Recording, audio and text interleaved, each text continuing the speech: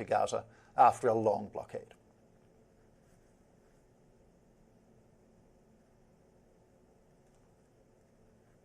Children rushed to a place where they'd heard there was hot soup. They scrambled for the scrapings. And most left disappointed and still hungry. If nutritional supplements and food get into Gaza, these children can pull through. But time is running short. I would like to know, though I'm sure I never will, the name of that little girl in the yellow top and colourful pyjama bottoms screaming in distress, or the baby with the painfully emaciated legs. I'd like to know what their parents, if they're still alive, would say about them or about the trauma of watching a child suffer so badly. I wonder what dreams those parents and children had before the conflict and what dreams they cling to now. I'd like to know more about any of the thousands of Palestinian children killed by Israel over the last 19 months. The Gaza Health Ministry gave a number for the death toll among children this week. Its number is 16,506. It includes 916 infants under the age of 1 and 4,365 children between the ages of 1 and 5. To confront such horror is to be presented with uncomfortable questions. And to be clear, those questions are being asked by some Israelis too. An Israeli opposition leader, Yair Golan, warned just on Monday that his country was on its way to becoming a pariah state.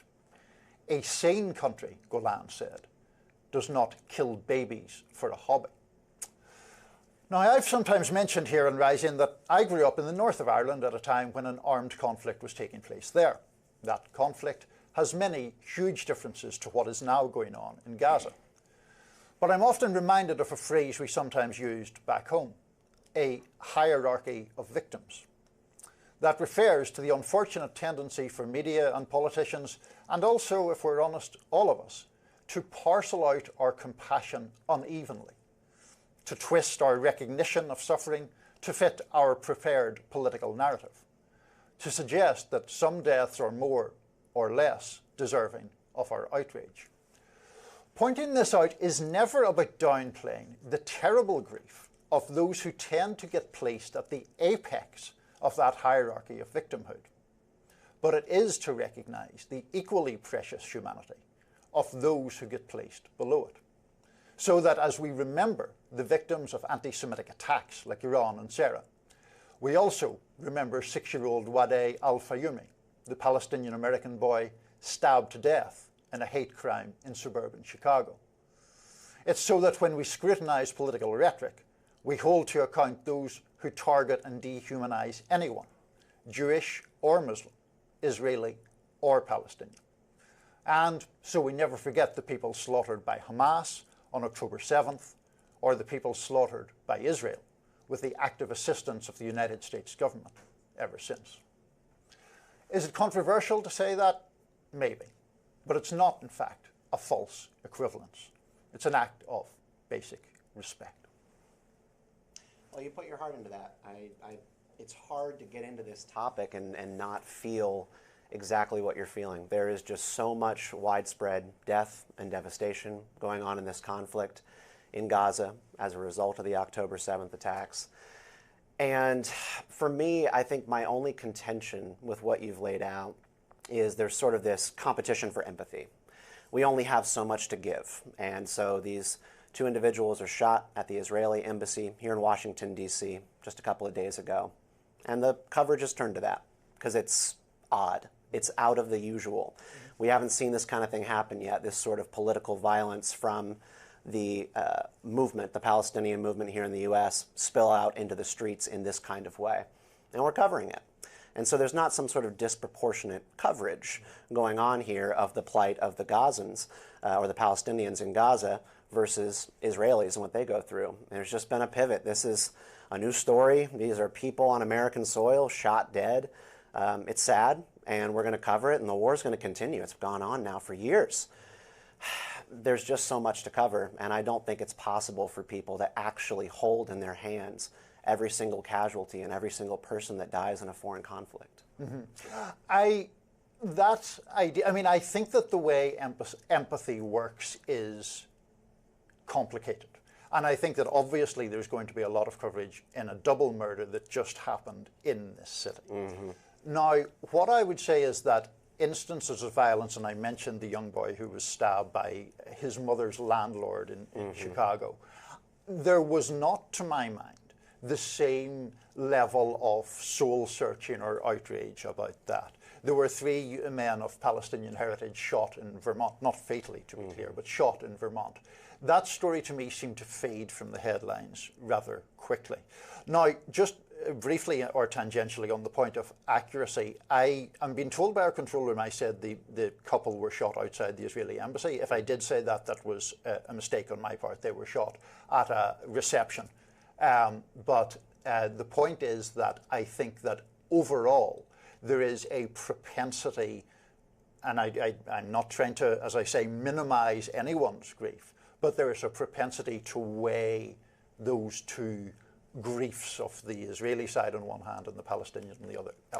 I don't object to that at all. I think the thing that folks on my side of the aisle, I'm a conservative, have been looking at this and going, this is kind of what happens. You have a Chicago young man who's been involved in a lot of these protests, going to a lot of these demonstrations, shouting the slogans, globalize the Intifada. I think the most on-point analysis of this has been globalizing the Intifada requires this exact kind of thing.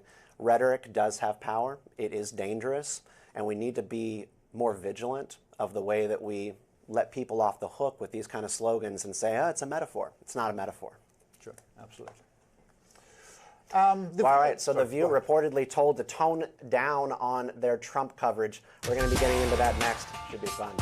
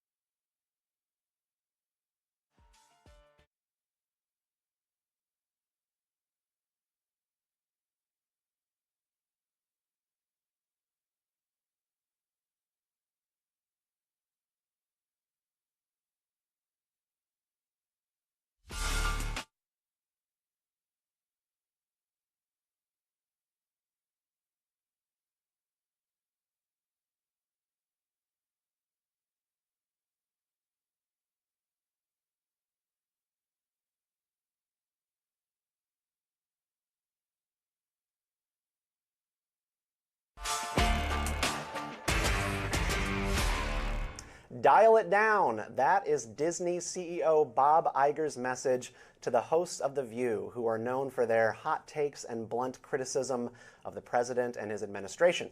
ABC parent company Disney is reportedly feeling the pressure from the president. That's according to the Daily Beast, that outlines a call with ABC's president and The View's executive producer.